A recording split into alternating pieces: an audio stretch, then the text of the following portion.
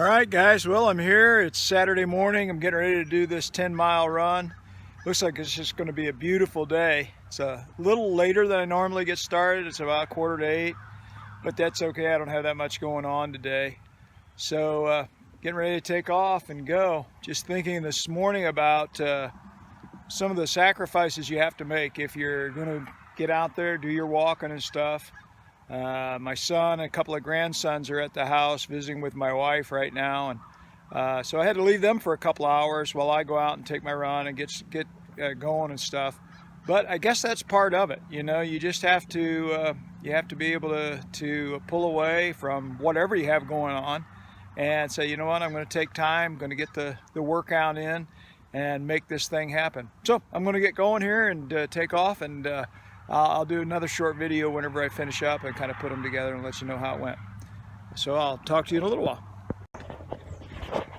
All right, guys, here I am, finishing up, kind of just down that last 1/10 of a mile.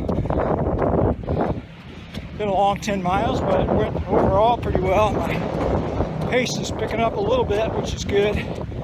Of course, the last half is always tough. And that's the point of doing the longer runs, endurance runs, is learning one of the toughest things when it comes to running, and that is learning to run on fatigued legs. When your legs are already tired, but you got to keep going. It's a run, you know, it's not a walk. So anyway, I did it.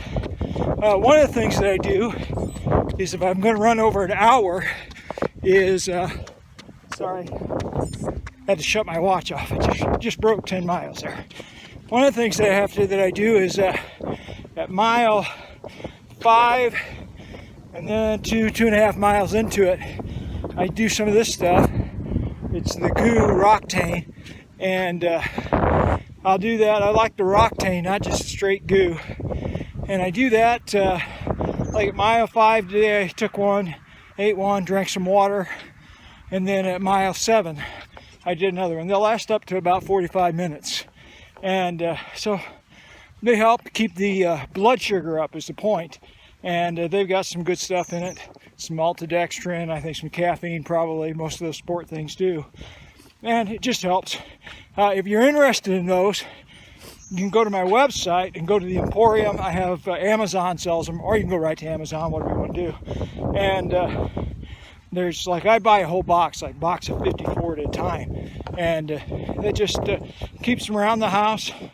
They're on my nightstand looking great, you know, and so that's what I use. So anyway, that's the run, 10-mile run today. So that gives me 20 miles this week, which is pretty good. I'm doing the 15K trail run on November the 10th. So what I like to do is I always try to get up to the distance, usually at least a month, maybe 6 weeks out before the distance that I'm going to run. And then I try to surpass that distance a little bit. Like today, instead of 9.3 or 15K, I did 10. And that kind of gets my legs used to the distance, my body used to the distance, and makes me feel a little more confident. So anyway, that's the update today from the old guy. And until next time, thanks.